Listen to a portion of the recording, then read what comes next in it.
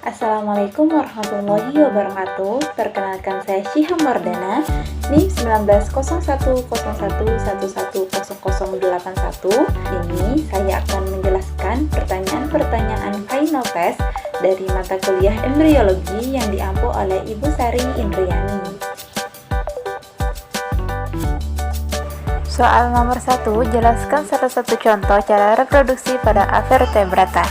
Di sini saya mengambil contoh dari cacing planaria, di mana dia berreproduksi aseksual dengan cara fragmentasi. Apa sih fragmentasi? Nah, fragmentasi yaitu individu baru terbentuk dari potongan tubuh induknya. Masing-masing potongan tubuh akan tumbuh dan berkembang menjadi individu baru. Soal nomor 2 yaitu jelaskan dengan bagan proses spermatogenesis. Yang pertama, ketika sel sperma telah matang atau spermatogonia, spermatogonium, sel induk sperma memperbanyak diri dengan cara mitosis dan meiosis. Lalu yang kedua, dari spermatogonium, sel sperma akan berubah menjadi spermatosit primer secara mitosis. Setelahnya, spermatosit primer membelah secara meiosis menjadi spermatosit sekunder yang berukuran sama. Yang ketiga, melalui tahap meiosis kedua, spermatosit sekunder membelah diri lagi menjadi 4 spermatid yang sama bentuk dan ukurannya.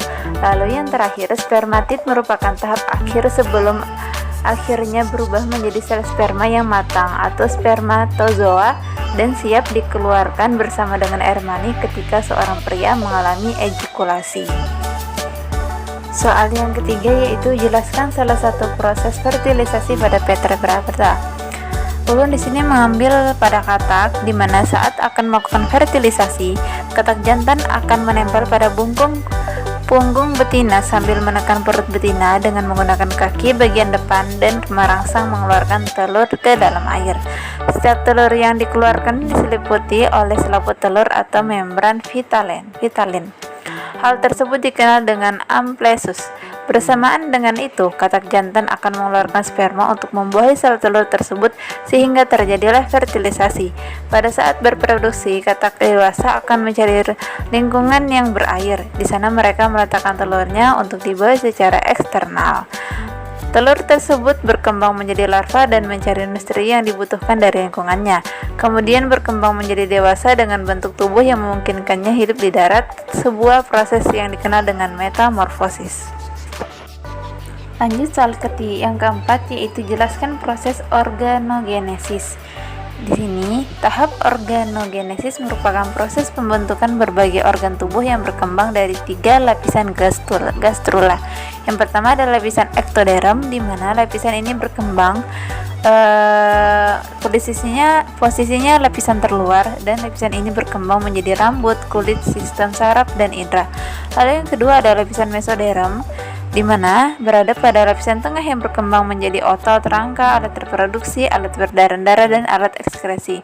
Lalu yang ketiga adalah lapisan endoderm, di mana lapisan ini lapisan terdalam. Lapisan ini berkembang menjadi alat pencernaan dan alat pernapasan ya. Pertanyaan yang kelima yaitu jelaskan tentang teratologi. Nah, teratologi berasal dari kata tera bahasa Grek yang berarti monster yang menyebabkan kelainan pada kelahiran.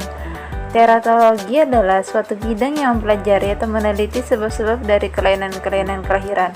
Sensitivitas janin terhadap teratogen sekitar usia 3 minggu setelah proses konsepsi. Oke, soal yang keenam yaitu jelaskan tentang proses regenerasi pada Vertebrata.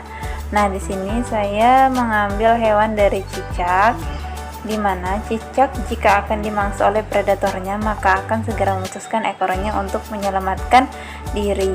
Ekor yang putus tersebut dapat tumbuh lagi tetapi tidak sama dengan seperti semula.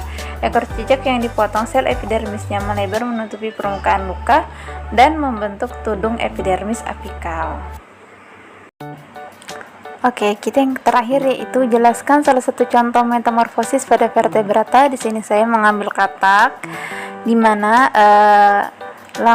Urutan dari metamorfosis dari katak dewasa, terus bertelur, lalu menjadi embrio, menjadi kecebong menempel di tanaman air, lalu insangnya sebagai organ pernapasan, terus ekor kecebongnya bertambah panjang, kaki belakang tumbuh, ukurannya bertambah besar dan mendapatkan kaki depan nambah, panjang ekor mulai memendek, katak muda dan menjadi katak dewasa.